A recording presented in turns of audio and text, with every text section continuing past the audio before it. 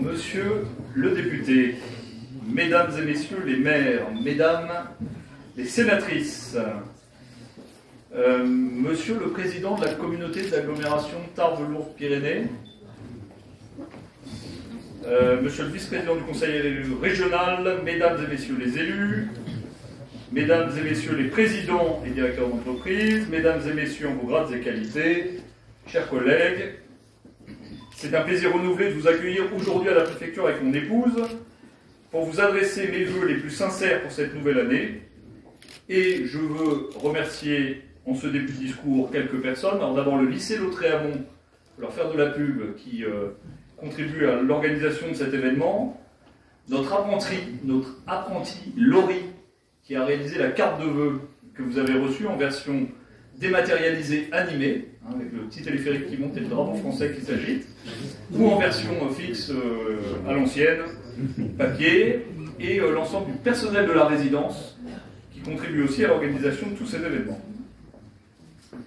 L'année 2025 s'annonce une nouvelle fois riche en défis et en projets que nous ferons collectivement avancer sur le territoire. À l'heure de dresser le bilan de l'année 2024 dans les Hautes-Pyrénées, je ne peux que constater le nombre d'événements d'ampleur qui nous ont réunis l'année passée. Que ce soit la visite officielle du président de la République populaire de Chine et du président de la République française en mai 2024, le passage de la flamme olympique de ville en ville et de la flamme paralympique à Lourdes, qui a émerveillé les plus petits comme les plus grands, le Tour de France, qui une fois encore a mis en lumière notre département dans deux étapes mythiques, les grands pèlerinages dans la cité mariale. Parmi ces événements, je note que 2024 aura été une année sportive. C'est d'ailleurs l'ADN de notre territoire. En effet, les Hautes-Pyrénées comptent parmi ses habitants des sportifs de haut niveau récompensés en 2024 aux Jeux Olympiques et Paralympiques, comme Antoine Dupont. Alors on m'a fait venir à la Sainte-Barbe à Castelnau en me promettant sa présence. Bon, c'est une promesse contenue, mais bon, je pardonne. Que l'on ne présente plus, ou Elios Lachumanaya, que lui il faut présenter, qui a reçu la médaille d'argent en parajudo dans la catégorie des moins de 90 kg. J'ai la liste de tous les... mais je ne l'ai pas fait, je ne vous pas la lire. Voilà. Le sport est aussi un levier de développement pour nos montagnes, qui attire chaque année un peu plus de sportifs et touristes sur les pistes de ski, les parcours cyclistes ou les circuits de randonnée des Hautes-Pyrénées. Et c'est grâce à tous les investissements et toutes les bonnes initiatives qui émergent localement que ce dynamisme se perpétue. Néanmoins, ce terrain est aussi dangereux. On l'a vu ces dernières semaines avec l'imprudence de certains qui prennent des risques inutilement.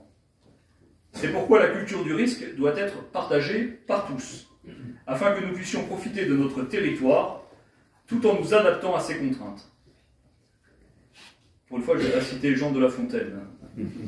Comme l'écrit Marc Aurèle dans ses Pensées pour moi-même, pour l'animal raisonnable, l'action conforme à la nature est la même que l'action conforme à la raison. Alors soyons raisonnables, ce qui implique notamment de nous adapter aux risques naturels de notre département. En 2024, nous avons tous été très touchés par les crues des 6 et 7 septembre. Durant cet événement, on a certes constaté de nombreux dégâts matériels, mais aucune victime n'est à déplorer. On doit ce bilan à la bonne réactivité des maires des communes concernées, qui ont déployé leurs plans communaux de sauvegarde et qui ont loué l'efficacité de ces plans. Je m'adresse ici tout particulièrement aux maires présents ce soir, ils sont nombreux, pour ceux qui n'auraient pas encore entamé cette démarche, ou qui mettent à jour leur PCS. Sachez que la préfecture des Hautes-Pyrénées et mes 2 sous-préfectures d'arrondissement sont là pour vous accompagner. N'hésitez pas à nous solliciter. Le rétexte de ces crues a aussi montré l'importance de partager l'information. La préfecture, pour ceux qui l'oublieraient, dispose d'une astreinte 24 heures sur 24, 7 jours sur 7, 365 jours par an. N'hésitez pas à la solliciter à la moindre alerte, et pas une fois que vous avez de l'eau jusqu'au genou. Par ailleurs, l'année 2024 a été une année charnière pour la vie démocratique, avec la tenue de plusieurs scrutins électoraux en juin et juillet dernier. Je remercie toutes les équipes mobilisées pour le bon déroulement de ces élections. Enfin, L'année 2024, ce ne sont pas seulement des grands événements et des rendez-vous ponctuels, certes très enrichissants, ce sont aussi des avancées sur de grands projets que nous devons poursuivre en 2025 et dans les années qui suivront. Ce travail de longue haleine est passé par toutes les réunions, rencontres, comités de pilotage, comités techniques, qui ont permis d'avancer sur des projets d'envergure pour notre département et de relever les défis qui se présentaient à nous. Sans être exhaustif, je citerai par exemple et au hasard le plan Avenir Lourdes, l'hôpital commun de l'âme et la santé sur l'ensemble de notre territoire, l'accélération de la production d'énergie renouvelable inscrite dans une démarche de planification écologique qui sera déclinée à l'échelon départemental en 2025, la mise en œuvre du plan France Ruralité et l'accompagnement des 18 communes labellisées Villages d'avenir, la NPNRU. De nouveaux projets ont été lancés en 2024 qu'il nous appartient de faire vivre et de développer dans les prochaines années. Plusieurs plans pluriannuels, c'est pas facile à dire, ont par exemple été signés comme le plan départemental de lutte contre les violences sexuelles et sexistes faites aux femmes dans son volet violences conjugales. Je tiens à remercier mes sous-préfets et les équipes de la préfecture, des sous-préfectures, des DDI et des services déconcentrés qui vous ont accompagné sans relâche tout au long de l'année. Sans dévoiler le futur rapport d'activité des services de l'État, ce sont ainsi plus de 21 millions d'euros de soutien qui ont été accordés par l'État aux collectivités locales à travers les dotations d'investissement et plusieurs millions d'euros accordés aux entreprises à travers France 2030 ou territoire d'industrie. 2024 aura aussi permis de renforcer le dialogue avec le monde agricole et d'améliorer notoirement le partage des problématiques avec l'administration centrale pour mieux prendre en compte nos problématiques locales. Je reste mobilisé et le resterai avec les futurs représentants de la profession à la Chambre d'agriculture, qui demeure l'instance par excellence de représentation de tous les agriculteurs. Dans cette période d'incertitude ou de doute, soyez assurés que l'État et l'État territorial, que ce soit la préfecture ou les directions interministérielles, poursuivra cette dynamique collective en 2025 et continuera à mener des projets structurants pour le département à vos côtés. Les enjeux des Hautes-Pyrénées sont multiples. Ce sont autant de défis que nous devons relever ensemble avec courage si nous voulons que les lignes bougent. J'avais évoqué dans mes vœux 2024 le sujet primordial de l'inclusion sur notre territoire et la nécessité d'agir pour donner une dimension concrète à la notion d'égalité. Je suis heureux de voir que nous avons pu investir pleinement ce champ au cours de l'année écoulée, et pas avec des mots, mais avec des actes.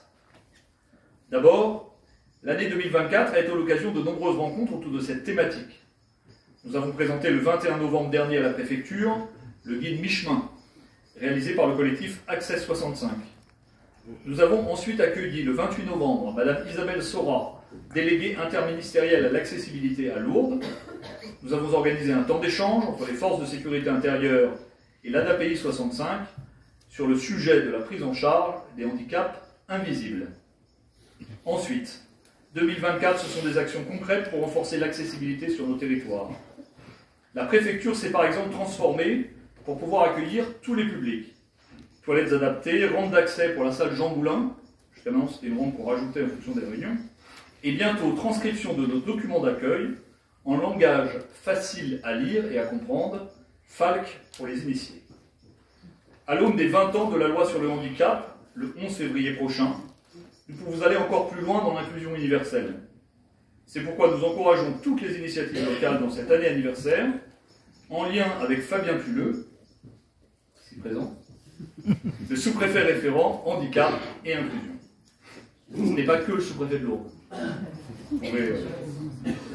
Cette égalité de tous sur le territoire passe par une offre de soins de qualité dans le département.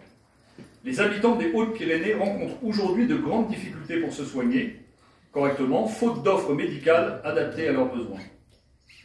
C'est pourquoi le projet d'hôpital commun est si important.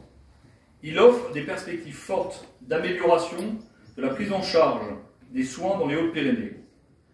2025 doit ainsi être une année de poursuite du travail collectif engagé sur ce sujet, sans tergiversation, dans le dialogue constant, et de prise en compte de tous les enjeux de ce projet, concertation, contournement d'AD, nécessité d'une unité médico-judiciaire, avenir des hôpitaux de Tarbes et de Lourdes. Assurer le bien-être de nos concitoyens sur le territoire, c'est également assurer la sécurité de tous et lutter contre toutes les formes de délinquance. Sur ce volet, la préfecture s'engage auprès de ses partenaires en 2025 à travers l'élaboration d'une vision stratégique pour prendre en compte toutes les problématiques en ne négligeant pas le volet social. À noter également en 2024 la création d'une nouvelle brigade de gendarmerie à Pierrefitte-Nestalas pour assurer la sécurité de nos concitoyens et améliorer notre réponse aux atteintes à l'environnement. En 2025, je souhaite que nous puissions valoriser l'attractivité de notre territoire. Les Hautes-Pyrénées sont riches de talents et d'entreprises novatrices. Le groupe jeune du MEDEF 65 l'a bien compris. Dans leur livre blanc présenté en décembre 2024, ils soumettent des idées pour développer économiquement le territoire et ancrer les entreprises dans cet écosystème attractif. Nous avons notamment sur le territoire des entreprises innovantes et engagées en faveur de la transition écologique, défi majeur pour notre département de montagne, sur lequel les activités doivent s'adapter au changement climatique.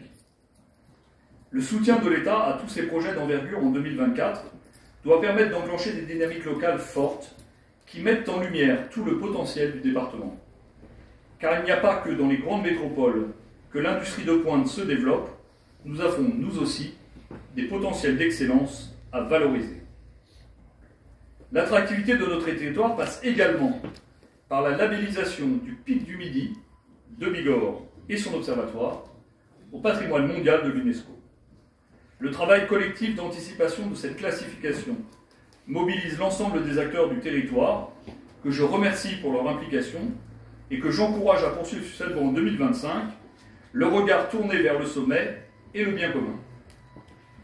Ces dynamiques d'ampleur doivent permettre à chacun, à son échelle, de trouver sa place dans l'écosystème local. C'est pourquoi l'attractivité du territoire doit aussi être pensée en termes d'emploi. Les comités locaux de l'emploi public, lancés en 2024 dans chaque arrondissement, veillent à enclencher cette dynamique. Une réflexion s'amorce dans ce champ avec l'entrée en vigueur, depuis le 1er janvier 2025, du contrat d'engagement pour les bénéficiaires du RSA dans le cadre de la loi plein emploi. Nous ferons d'une priorité la recherche de solutions pour rapprocher ces publics de l'emploi. Certains allocataires, très présents dans nos espaces publics, doivent être accompagnés, guidés, poussés parfois, pour retrouver une dignité par le travail. Tipa, tipa, pour reprendre les propos de la procureure lors des vœux du tribunal judiciaire de Tarbes. Je terminerai encore, c'est l'homme à la mode en ce moment, avec les mots de Marc Aurèle. Il faut de la sérénité pour accepter les choses qu'on ne peut pas changer, et du courage pour changer les choses qu'on peut changer, de la sagesse pour distinguer l'un de l'autre. Alors débutons 2025 en acceptant l'incertitude qui plane autour de cette nouvelle année, mais comme chaque nouvelle année finalement, en abordant avec sérénité les imprévus et en agissant avec courage, avec détermination, avec cohérence, soucieux des deniers publics, pour innover et mener des projets ensemble, afin d'assurer le bien-être des habitants de notre département et pour faire rayonner les Hautes-Pyrénées en plaçant le bien commun et l'intérêt général au-dessus de tout. Merci à tous pour votre engagement et votre confiance.